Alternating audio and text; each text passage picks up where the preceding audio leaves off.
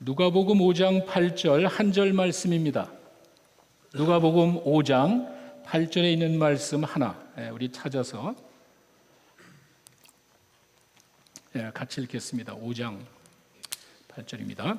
시몬 베드로가 이를 보고 예수의 무릎 아래 엎드려 이르되 주여 나를 떠나소서 나는 죄인이로소이다 하니. 텍사스의 샌안토니오라는 도시가 있습니다. 거기서 목회를 하시는 미국 목사님이고요. 아주 유명한 크리스찬 작가입니다. 이분은 아주 깊은 아주 어려운 진리를 평범한 언어로 쉽게 표현하는 분이에요. 그래서 그분의 책에 이런 말이 있습니다. 하나님께서는 사람들의 마음 속에 하나님을 볼 수 있는 창을 만들어 주셨습니다. 창이 없다면 답답하겠죠? 창이 있어서 우리가 밖을 내다보는 거죠? 네, 그 말입니다. 우리가 이렇게 하나님을 볼 수 있는 창을 우리 마음속에 두었다는 말입니다. 그런데 처음에는 그것이 아주 깨끗해서 하나님을 선명하게 볼 수 있습니다. 그런데 어느 날 갑자기 그 유리창이 깨지고 말았습니다. 돌멩이 하나가 어디선가 날라와서 그 창을 깨트려 더 이상 밖을 볼 수 없게 만들었습니다. 창이 깨지고 금이 가고 부서졌기 때문입니다. 모든 것이 희미하고 불분명하게 보입니다. 깨진 유리창으로 밖을 내다보는 것이 쉽지 않기 때문에 그렇습니다. 그러면서 이제 이야기를 합니다. 우리 인생도 마찬가지입니다. 그냥 이렇게 평범하게 살아가는데 고통이라는 돌멩이가 날라옵니다. 고요했던 내 삶 속에 이 고통이라는 돌멩이가 날라와서 내가 하나님을 바라볼 수 있는 창을 부셔버립니다. 그리고 그뿐만이 아니죠. 사고라는 돌멩이가 날라와서 하나님을 바라보는 시각을 바꿔버립니다. 질병도 마찬가지입니다. 고통을 통해서 하나님을 바라보는 것이 쉬운 일이 아니기 때문에 그렇습니다. 하나님을 볼 수 있는 시력은 있지만 시각이 달라집니다. 왜? 형상이 뒤틀려 보이기 때문에 그 상황에서 하나님을 제대로 볼 수 없다는 그런 말입니다. 그러나 항상 그런 건 아닙니다. 우리들의 삶 속에 이런 어려운 일들이 우리를 그렇게 항상 뒤틀린 잘못된 시각으로 세상을 바라보게 하는 것만은 아닙니다. 우리 믿는 자들에게는 그것이 전부가 아닙니다. 대표적인 사람이 사도 바울입니다. 사도 바울은 정말 위대한 분입니다. 신약 성경 절반 쓰고 교회 많이 세우고 이런 걸 떠나서 성경이 어떻게 표현이 되냐면요, 사도 바울이 쓰던 손수건과 앞치마를 가져다가 병든 사람에게 이렇게 덮으면은 병이 낫습니다. 그 정도 신통하고 악귀가 물러가고 심지어는 죽은 사람까지 살렸습니다. 그런데 그런 사도 바울의 몸에 자그마한 가시가 있습니다. 가시는 눈에 보이지도 않습니다. 여러분들은 모릅니다. 아니, 다른 사람들은 모르지만 내 삶 속에 어떤 장애 요소가 생겼습니다. 이 자그마한 보이지 않는 일로 인해서 사도 바울이 너무 고통을 겪었습니다. 남들은 모르지만 바울에게는 큰 고통이었습니다. 무엇보다도 더 큰 고통은 잘못된 시각으로 하나님을 보게 만드는 거예요. 그동안 나와 함께 하셨던 하나님이 어디 가셨지? 왜 하나님은 나에게 이런 것들을 허락하시는 것이지? 이런 과정에 정말 바울이 느꼈던 그 고통이라는 것은 단순히 육체적인 고통만은 아니었을 겁니다. 분명히 잘못된 시각을 갖게 됐을 겁니다. 그런데 놀라운 것은 하나님께서는 그에게 그런 어려운 과정을 통해서 깨닫게 되는 새로운 진리를 줬습니다. 우리가 연약할 때는 아무것도 못할 것 같지만 하나님의 사람은 그렇지 않습니다. 바울은 내 자신이 연약하기 때문에 강한 하나님을 발견했습니다. 사실 자기가 많이 훈련받고 아는 것이 많고 열정이 있어서 하나님의 일을 했다고 생각했는지도 모르겠어요. 물론 전부는 아니겠지만 그래도 승승장구 일을 해나가는데 아무것도 아닌 자그마한 일로 바울의 사역이 중단됐습니다. 어려움을 겪었습니다. 이걸 고쳐달라고 이야기했지만 하나님은 응답하지 않았습니다. 바로 그 순간이에요. 바로 그 순간에 잘못된 시각을 가지고 하나님을 본 것이 아니라 분명하게 이전에 보지 못했던 하나님을 보게 하셨습니다. 약할 때 하나님의 은혜가 족하다는 사실을 깨달았습니다. 세상 사람들은 약하면 멸시합니다. 내가 가진 것이 없으면 무시합니다. 그런데 하나님은 내가 그렇게 연약해가지고 아무것도 아닌 가시 하나 때문에 고통을 겪을 때 하나님은 은혜를 주시는 거예요. My grace is sufficient to you. 하나님은 그렇게 이야기를 하시면서 약할 때 강함 주시는, 이전에 알지 못했던 하나님을 체험하게 됩니다. 이게 우리 그리스도인들에게 주어지는 축복입니다. 바울이 그래서 모든 일이 합력하여 선을 이룬다는 말을 할 수 있는 거예요. 내가 연약하지만 그 가운데도 하나님은 일을 하신다는 거예요. 왜? 하나님은 세상 모든 걸 주관하시기 때문에 그렇습니다. 여러분, 환경이 나를 주장하지 못하게 하셔야 됩니다. 우리가 그런 상황 가운데서도 하나님을 바라볼 수가 있습니다. 그 가운데서도 어쩌면은 새로운 하나님을 보게 되는 것입니다. 여러분, 오늘 본문에 나와 있는 베드로가 전혀 예상치 못한 고백을 합니다. 예수님이 그에게 회개하라는 말을 한마디도 하지 않았습니다. 예수님이 의도하지도 않았습니다. 근데 베드로는 무릎을 꿇습니다. 놀라운 사건이에요. 주님이 베풀어 주신 그 기적을 통해서 내가 만족하고 기뻐하고 한순간에 돈을 벌고 한순간에 많은 것을 얻어서 기뻐해야 될 베드로가 무릎을 꿇습니다. 그리고는 주님이 요구하지도 않은데 어떻게 보면 엉뚱한 고백을 합니다. 내가 죄인입니다. 놀라운 사건이에요. 우리는 주님 앞에 가야 이렇게 참모습을 보는 거예요.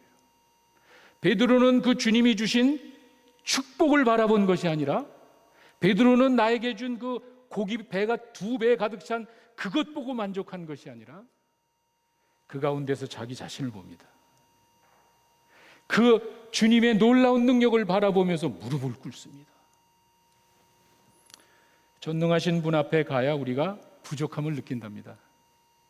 거룩하신 분 앞에 가야 죄인임을 깨닫습니다. 이게 하나님 만난 사람의 모습이에요. 사실 베드로의 고백이 그렇게 쉽게 나온 건 아닙니다. 어떤 분이 그래요. 지나가다가 나를 따르라, 내가 너로 사람 낚는 어부가 되겠다니까 자기가 하던 평생 직업을 다 제껴놓고 그냥 이게 무슨 소설 이야기도 아니고 만화 이야기더니 어떻게 그럴 수 있습니까? 그것만 보면은 그게 맞죠. 그러나 우리는 좀 넓게 봅니다. 베드로가 그렇게 한 번에 그냥 무릎을 꿇은 건 아니었을 겁니다. 보십시오. 요한복음 1장에 가시면은요, 1장 42절에 예수님께서 베드로에게 이거는 공생애를 시작하기 전입니다. 요한복음이 그런 게 있다고 그랬잖아요. 공생애를 하기 전에 안드레가 자기가 예수님을 만난 다음에 너무 감격스러워서 고집불통인 자기 형제, 형 베드로를 데리고 주님 앞에 나갑니다.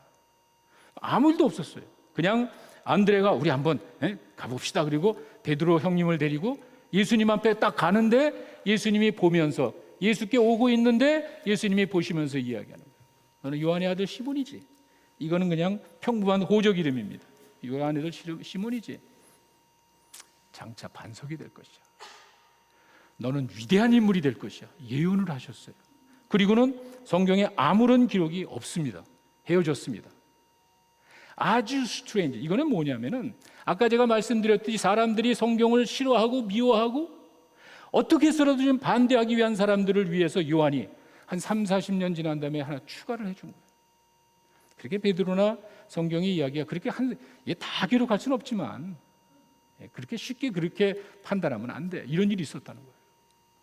이렇게 예수님이 베드로를 쫙 보더니 너 시몬이지? 큰 인물이 될 거야. 이름을 바꿔줬어요. 그리고 난 다음에 예수님이 그 지역을 다니면서 말씀을 전했습니다. 소문이 들렸을 거예요. 예수님이 기적을 행하는 것도 들었을 거예요. 왜? 혈루증 앓는 여인도 한 번도 예수를 본 적이 없지만 소문을 듣고 예수한테 찾아왔습니다. 분명히 그 동네 돌아다니는 이야기를 들었을 겁니다. 그런데 그 예수가 아침에 자기가 밤새도록 고기 호탕치고 에이 틀렸어. 그물을 정리하고 있는데 그 예수님이 자기한테 온 거예요. 야, 배를 좀 빌릴 수 있니? 왜? 뒤에 사람들이 쫙 오니까 그 언덕에 있는 사람들에게 말씀을 전하기 위해서 이 육지 위에서 떨어진 바다 쪽으로 이렇게 가기 위해서 배를 빌려다녀. 내 이름을 바꿔준 그분입니다. 한 안면이 있습니다. 소문을 들었습니다. 그분이 지금 나한테 와서 부탁을 합니다. 못 들어줄 수 있잖아요. 자, 예수님이 그 육지에서 떨어진 거기서 이 사람들을 향해서 이제 말씀을 쫙 전하시는데 베드로가 뭘 했겠어요? 여러분 생각에 베드로가 밤새도록 고기 잡다가 피곤해서 예수님 당신 이야기하셔. 그러진 않았을 거예요. 밑에 가장 가까이서, 예수님 가장 가까이서, 사람들은 멀리 있지만 그 예수님의 말씀을 들었을 거예요. 자, 이야기를 다 마치시고 난 다음에 누가복음 5장 이제 3절에 가면은 이 배를 좀 빌려 타는 그런 장면이 나오잖아요. 그리고 난 다음에 5장 4절과 5절에 가시면은요, 예수님이 지금 우리말로 꼼짝 없는 것 같아. 미안하잖아. 그 배를 빌려 타고 이제 집에 가서 쉬어야 되는데 배를 빌려주니까 이야기하는 거예요. 말씀을 마치시고 난 다음에 야, 깊은 데로 가서 그물을 내려 고기를 잡아라. 그때 이제 베드로가 속으로 얘기했을 거예요. 에이, 선생님, 뭐 말씀은 좀 감사한데 고기는 그렇게 잡는 게 아닙니다. 이 갈릴리 바다에서 뼈가 굳은 이 베드로가 생각할 때는요, 고기는 밤에 잡는 거죠. 그것도 육지 가까운데 고기들이 이렇게 몰려오니까 한밤중에 이렇게 몰려오면은 거기서 잡아야지. 뭐 대낮에 깊은 데 가서 이거는 고기 잡는 게 아니죠. 한밤중에 육지 근처에서 그물 던져서 잡던 베드로가 깊은 데로 가라 그러니까 에이, 그렇게 잡는 게 아닙니다. 그런데 뭐라 그런지 잘 보세요. 밤이 맞도록 내가 수고했는데 잡은 것이 없지만 뭐에 의지하여? 말씀에 의지하여. 베드로는 예수님이 말씀 전할 때 졸고 있었던 게 아니에요. 베드로는 분명히 그 예수님의 말씀을 들었던 것이에요. 근데 이게 지금 달라. 고기 잡는 거에서는 이 사람이 무식할지 모르지만 그 말씀하시는 게 좀 달라. 그러면 굴복할 줄 알아야 되는 거예요. 베드로가 내 경험에서 이거 되지도 않을 일이지만 내 경험을 초월한 그 예수님의 말씀의 능력을 인정한 거예요. 선생님 말씀에 의해 되지도 않을 거였지만 선생님이 참 말씀이 대단하신 분이 내가 그물을 내리겠습니다. 이게 사실 그냥 된 건 아닙니다. 그래가지고 그물을 내렸습니다. 그리고 난 다음에 6절과 7절에 가면은 기적이 나타났습니다. 깜짝 놀래 기적이 나타났습니다. 그물이 찢어질 정도로, 이거는 되지도 않을 타임에, 되지도 않을 장소에서 엄청난 고기를 잡은 거예요. 찢어질 정도라 옆에 있는 야야야야야 배 같이 와. 그래서 옆에 있는 배까지 와가지고 두 배에 가득 채웠습니다. 무슨 말이죠? 돈을 엄청 벌었습니다. 자, 말씀을 듣고요, 내 눈앞에서 나를 위해서 기적을 보여줬습니다. 포기할 수 있습니까? 없습니까? 얼마든지 할 수 있습니다. 우리가 신앙이라는 것은 항상 그 두 가지입니다. 하나님을 알 수 있는 방법이 항상 두 가지입니다.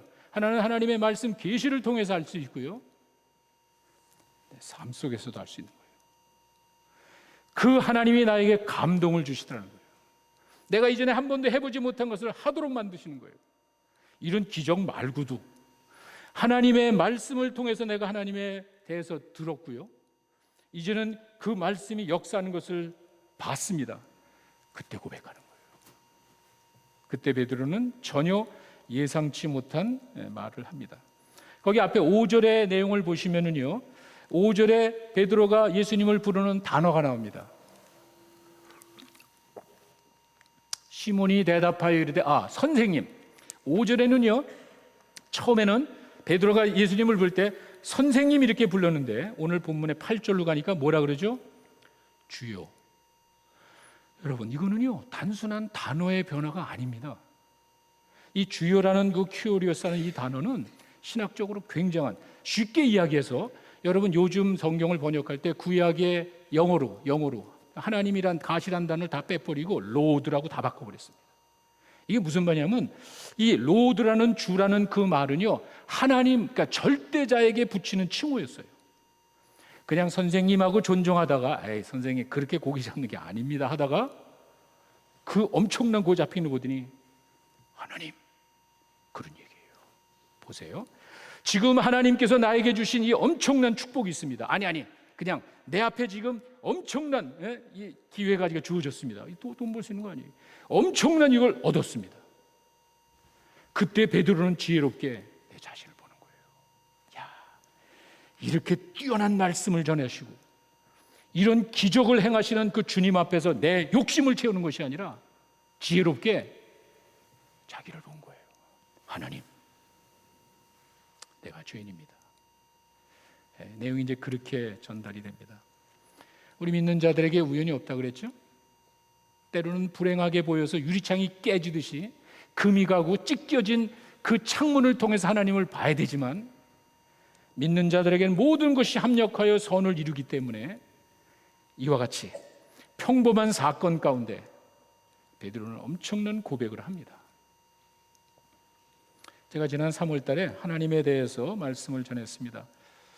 이제 오늘은요, 그 하나님을 필요로 하는 인간에 대해서 한번 보려고 그래요. 제가 이제 가끔 다니다 보면은요, 질문을 합니다. 근데 다 이렇게 각자 자기들의 위치에서 충분히 이해합니다. 믿음이 꼭 필요합니까? 꼭 예수 믿어야 됩니까? 교회 꼭 가야 되나요? 교회가 왜 필요하죠? 이런 것들. 그냥 인생을 살다가 가면 되는 것 아니에요?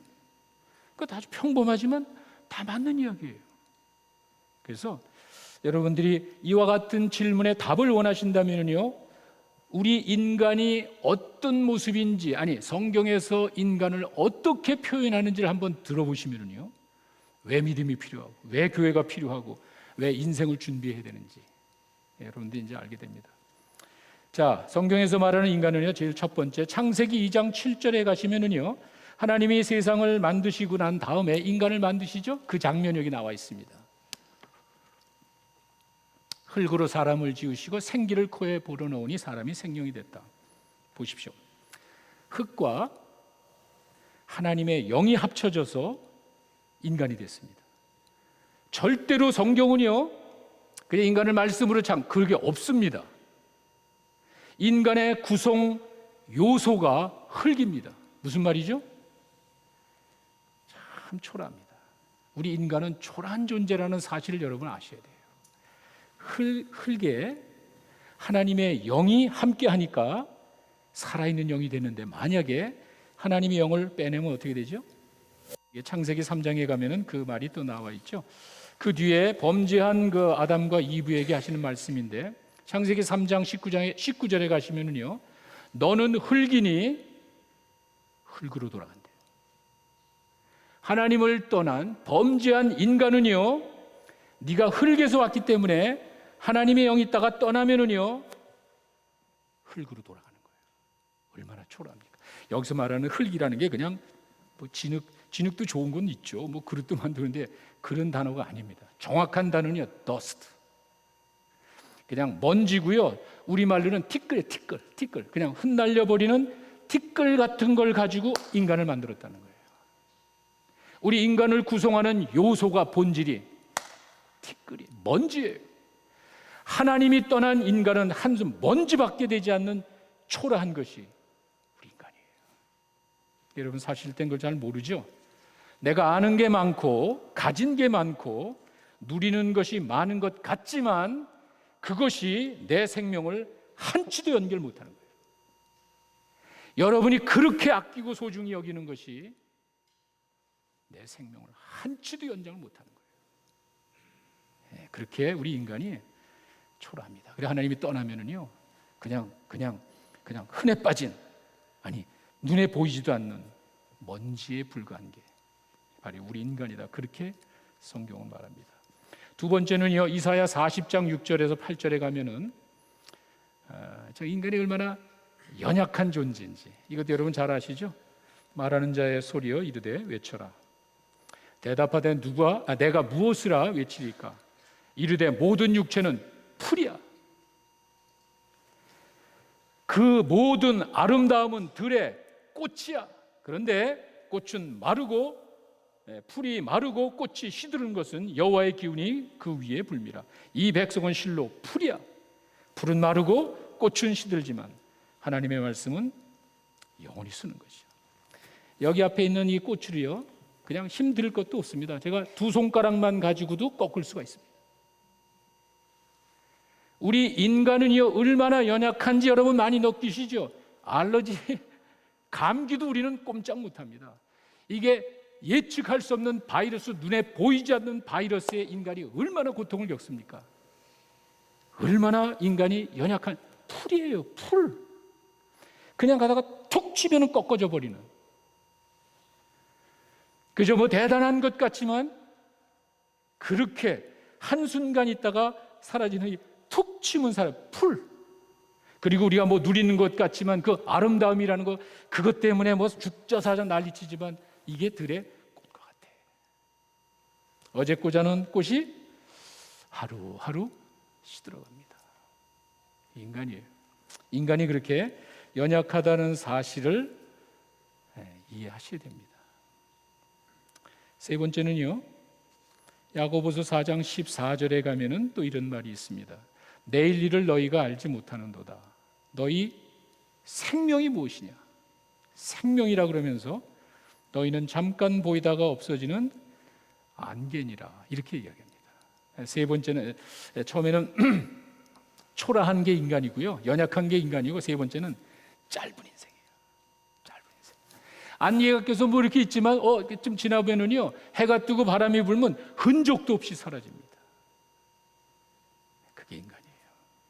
거기에다 한 수 더 떠서 욥은 뭐라 그러냐면 내 생명이 한 호흡 같음을 생각. 이게 이제 요즘 개역 개정에는 바람이라는, 바람이 아닙니다. 원래는 breath라는 말로, 이제 옛날 개역 한글판이 더 정확하게, 이게 개역 한글이 맞습니다. 내 생명이 한 호흡.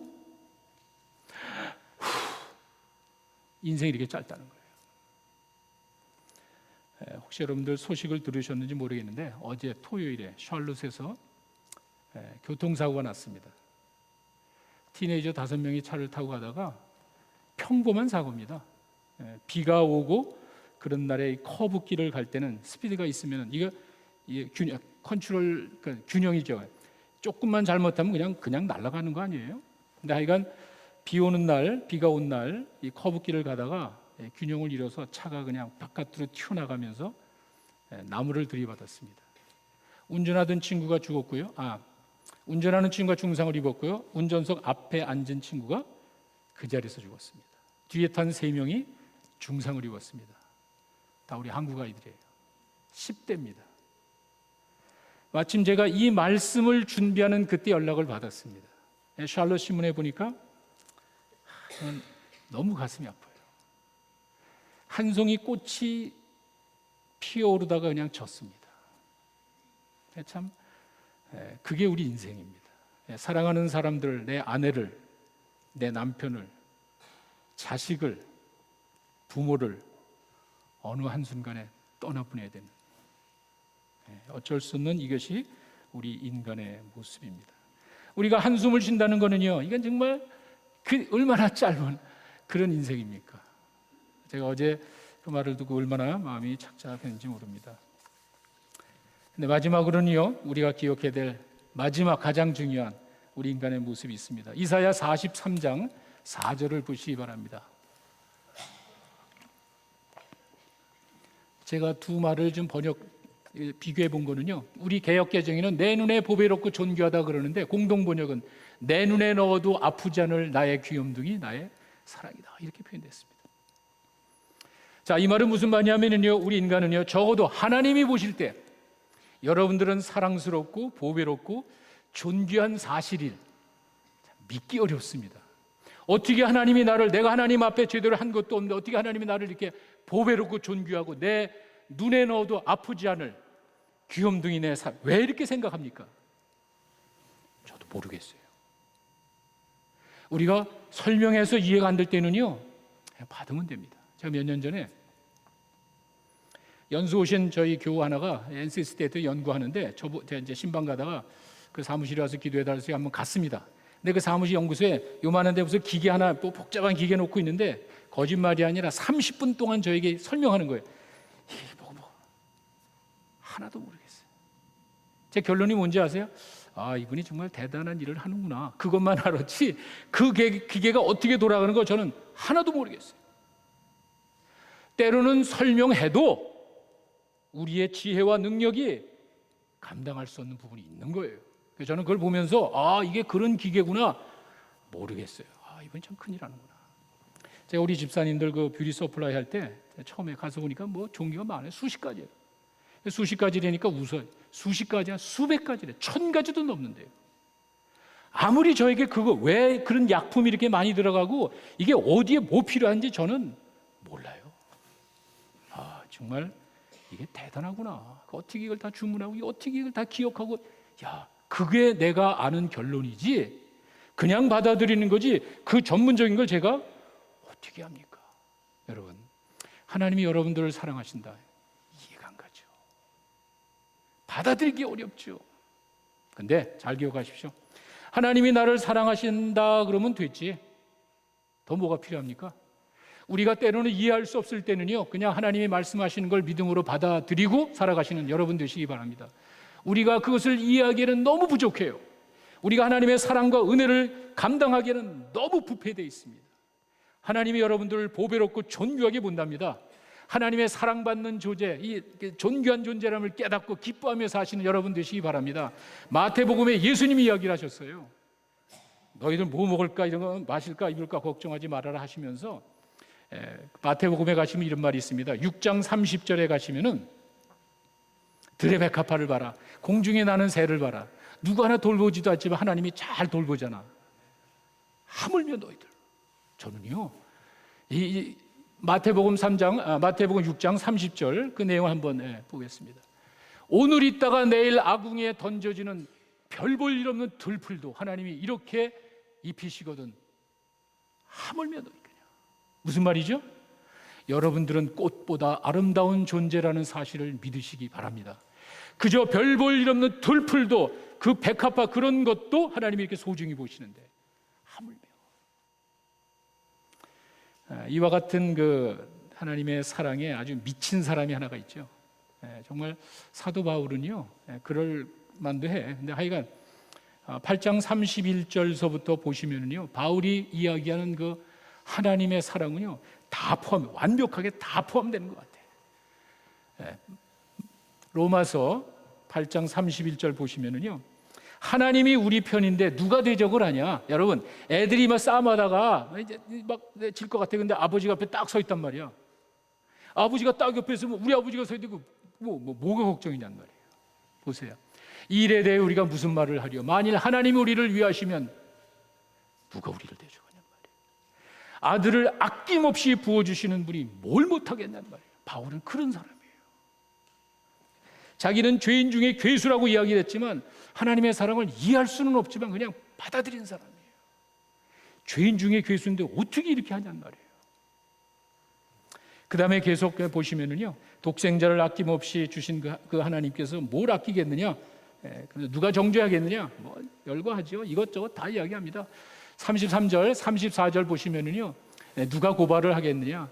그 다음에 더 중요한 거는요, 죽었다가 살아나신 그리스도가 나를 디펜드 하는데, 그 죽음에서 구원하셔서 모든 죄를 해결하신 그분이 나를 하는데 누가 대적하냔 말이에요. 35절로 가시면은요, 그리스도의 사랑에서 끊으려 환난이나 곤고나 뭐 어떤 어려움 가운데서도 하나님이 여러분들 사랑하신다는 그 말이에요. 이게 뭐 장황하게 설명할 것이 아니라 겉으로는 어렵고 뭐 힘든 상황이지만 하나님께서 여러분들을 지켜주신다는, 우리가 종일 주를 위하여 죽임을 당하게 되매 도살의 양같이 여김받았다 함과 같으니라. 37절, 그러나 그런 어려움이 있지만 그 모든 일에 우리를 사랑하시는 이로 말미암아 우리가 넉넉히 이기는 거야. 내가 확신하는데 체험했기 때문에 사망이나 생명이나 권세자들, 천사들이나 이 권세자들이라는 말이 좀 이상해. 이 말이 잘 연결이 안 되더라고요. 제가 찾아보니까 번역이 참 잘못됐어요. 여기서 말하는 권세자들은 천사하고 권세자라는 거는요, 이 비교잖아. 무슨 뭐 권력 잡은 그게 아니라 공중 권세 잡은 자, 사탄, 정확하게 디몬, 마귀로 돼 있어요. 천사나 하나님의 일을 돕는 천사나 그러다가 못된 짓을 하는 나쁜 놈, 마귀도 꼼짝 못한다는 거예요. 근데 제가 이 말을 들으면은요 참 안타까운 게 저희가 신학 공부할 때 그런 일이 있었는데 지금 뭐 많이 없어졌습니다. 모든 게 다 사탄 탓이야. 사탄 탓. 감기 걸려도 사탄, 직장 떨어져도 사탄, 마귀. 그 어떻게 보면요 그 사람은 마귀를 숭배하는 것 같아. 말끝마다 아마 우리 그 신학교 다닐 때 그 교회가 우리 침례교회였거든요. 그러다가 나중에 뭐 이단 정제되고 그랬지만 하여간 나중에 그 목사님은 그 이야기한 그 목사님은 이 세상 떠날 때 사탄한테 되게 아마 맞을 거래. 왜? 아마 내가 그랬어 그 사탄이 그렇게 얘기해. 모든 것을 사탄에게 해가지고 사람을 두려움에 빠지게 하는, 그래서 겁주게 하는 게 아니잖아요. 보세요. 하나님의 사랑에서 누가 그런 사탄의 능력이 있다 할지라도 더 큰 예수님의, 그러니까 예수와 사탄을 놓고 하면 이제 예수 이야기 좀 많이 하면 좋겠어. 너무 그런 이야기만 하니까 사람이 그냥 주눅이 들어가지고 바울은 걸 분명히 이야기하는 거예요. 권세자들의 말이 아니라 사탄까지도. 천사나 사탄이나 현재일이나 장래일이나 뭐 기품이나 어떤 피조물이라도 우리를 주 그리스도 예수 안에 있는 하나님의 사랑에서 끊을 수 없는 거야. 우리는 사실 이런 사랑을 깨닫고 또 믿고 전하며 사시는 여러분 되시길 바랍니다. 이해는 안 돼요. 제가 얼마든지 설명을 할 수 있어요. 여러분이 받아들이기는 어려울 건데, 그럴 때는 하나님이 우리를 사랑하신대, 그 은혜와 사랑에 그냥 감사하며 사시는 여러분 되시길 바랍니다. 사랑하는 성도 여러분, 우리 참 초라합니다. 한 줌의 흙이에요. 이 세상적인 것에 너무 집착하지 마세요. 세상 너무 사랑하지 마세요. 목소리를 낮추세요. 우리는 다 똑같은 흙입니다. 한 줌의 먼지밖에 되지 않는 게 우리 인간이에요. 우리 인간은요 참 연약합니다. 풀과 같은 존재입니다. 아름다움도 별거 없습니다. 나중에 언젠가 여러분이 그런 것들이 한순간에 꺾이는, 자그마한 것에 꺾이는, 내가 아무리 능력 있는 것 같지만 아까 말씀드렸죠, 사고의 돌멩이가, 질병의 돌멩이가, 이런 것들이 나를 칠 때는 그냥 당하고야만은 연약한 존재입니다. 풀과 같습니다. 우리 인간은요 짧습니다. 인생을 예측할 수 없을 만큼 짧은 인생을 삽니다. 가능하면 화목하며 사세요. 내 마음에 들지 않는 거 많습니다. 가능하면 사랑하시고 용서하며 사세요. 나도 그런 사람이에요. 나도. 우리가 이 세상을 살아갈 때 낭비하기에는 너무도 짧은 인생을 삽니다. 내가 하고 싶어도 하지 못할 만큼 그런 일들이 빠르게 다가올 수도 있습니다. 가족이랑 좋은 관계를 좀 가지세요. 좋은 인상을 좀 남기세요. 내 주변에 있는 사람들에게 좋은 걸 좀 남기세요. 인생이 짧습니다. 나도 그런 사람이에요. 상대방의 잘못된 것이 보일 때는요 베드로같이 나를 보셔야 돼요. 내 마음에 들지 않는 그 사람을 봤을 때는요 남도 나를 그렇게 봅니다. 나를 보셔야 돼요. 우리는 낭비하기에는 너무도 짧은 인생을 삽니다. 짧은 인생이지만 깊은 감동을 남기는 여러분 되시길 바랍니다. 무엇보다도 하나님이 보실 때 여러분들은 보배롭고 소중한 존재라는 사실을 여러분 믿으시기 바랍니다. 왜라고 묻지 마시고 그 하나님의 사랑과 은혜에 감격하여 사시는 여러분 되시길 바랍니다. 우리 인생이 그렇게 초라하고 우리 인생이 그렇게 연약하고 짧기 때문에 하나님이 가까이 계신 거예요. 하나님이 선한 목자와 같이 여러분 인도해 주시는 거예요. 그 하나님이 때로는 대신 피를 흘리는 거예요. 영광스럽게 변화된 거예요. 여러분들을 위해서. 나를 아는 지혜를 가지고 우리에게 주어진 인생을 잘 기억하시면서 멋진 인생을 살아가시는 여러분 되시기를 간절히 축원합니다. 기도하겠습니다.